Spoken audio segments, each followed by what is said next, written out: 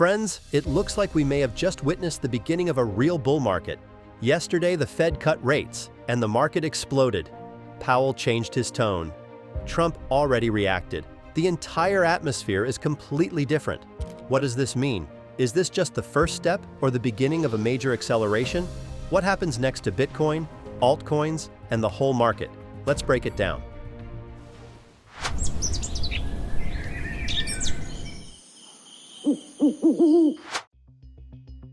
Before we start, this is not financial advice. Everything I talk about is my view and my subjective judgment. Use it as an additional point of view, not as a call to action. So, friends, let's figure out what exactly happened yesterday and why the market reacted so aggressively to the Fed's decision. Because the event was historic. The Federal Reserve once again cut rates by 25 basis points, bringing them down to the 3.50 to 3.75% range. This is the third consecutive cut, and the market immediately read it as a clear signal. The soft monetary cycle is truly underway. But more important than the cut itself is how it happened. For the first time in a long while, there was real division inside the FOMC. 3 members disagreed with the decision. 1 wanted a more aggressive cut, 50 basis points, while 2 voted to pause. Such a spread of opinions is a direct signal that the economy is in a very complicated place. Some at the Fed fear recession, others don't trust the inflation slowdown. The updated Fed projections also showed a shift in tone. Inflation is expected to land near 2.9% by the end of 2025 and 2.4% in 2026, while GDP growth for 2026 was raised to 2.3%. But the main point is this: the Fed is not planning aggressive cuts going forward. Their outlook includes only 1 cut in 2026 and 2 in 2027. This is not a save the economy at all costs mode. This is controlled, gradual easing.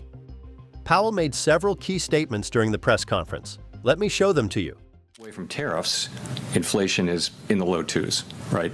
So it's really tariffs that's causing most of the inflation overshoot.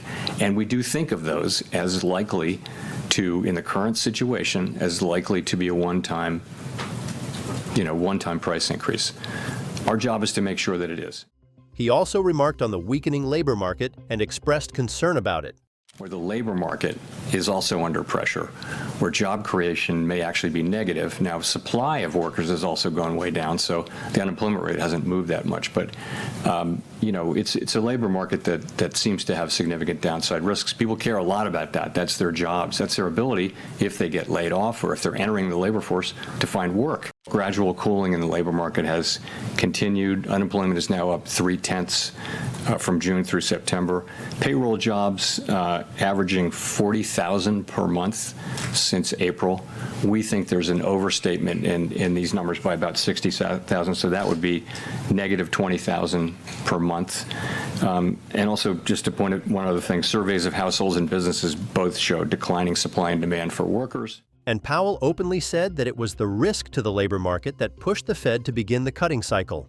Over last summer of 24, inflation came down, and the labor market began to show real signs of weakness. And so we decided, as our framework tells us to do, that when the risks to the two goals become more equal, you should move from a stance that favors really dealing with one of them, in that case inflation, to a more balanced, more neutral setting. And so we did that. We did some cutting, and then we paused for a while. Overall, his speech was fairly restrained, but he clearly showed the true state of the economy and the situation in general. Another important point many people missed: the Fed will start buying short-term T-bills to support liquidity in the banking system. Formally, this is not QE, but the market reads it unambiguously. The Fed is returning to liquidity support tools. In reality, this is a great signal. Even if the Fed doesn't call it QE, the fact remains: dollar reserves are being pumped into the system. For markets, this means one thing: there is more money. How did the market react? Stocks went up.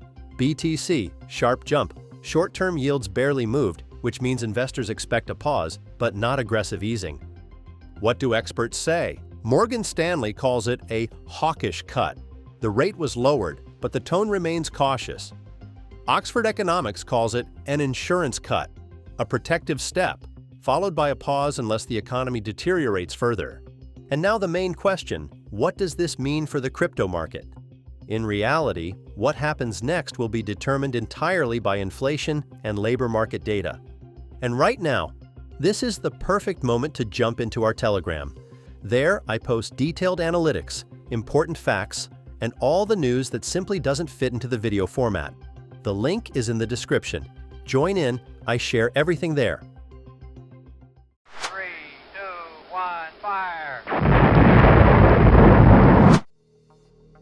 And let's be honest, there was no way Trump would stay out of this story. While Powell was still finishing the press conference, Trump had already reacted, and he did it exactly in his signature style. He called the Fed's decision rather small, saying the cut should have been at least twice as big. His exact words, "They could have doubled it, at least doubled." And this isn't just emotion. Trump now has a very clear agenda. He wants more aggressive easing to push the economy forward ahead of 2026. That's why he openly pressures the Fed, calling Powell stiff and a deadhead, while repeatedly emphasizing that the country needs a much faster pace of rate cuts. What does this mean for the market? Trump is essentially applying public pressure on the Fed, and regardless of how you feel about him, one thing is obvious. Right now, the market is getting a mixed signal. The Fed is taking a cautious step, while the White House is demanding a much more decisive one. And what about Bitcoin and altcoins? Here the situation is simple. Crypto is currently moving almost entirely in sync with broader macro sentiment.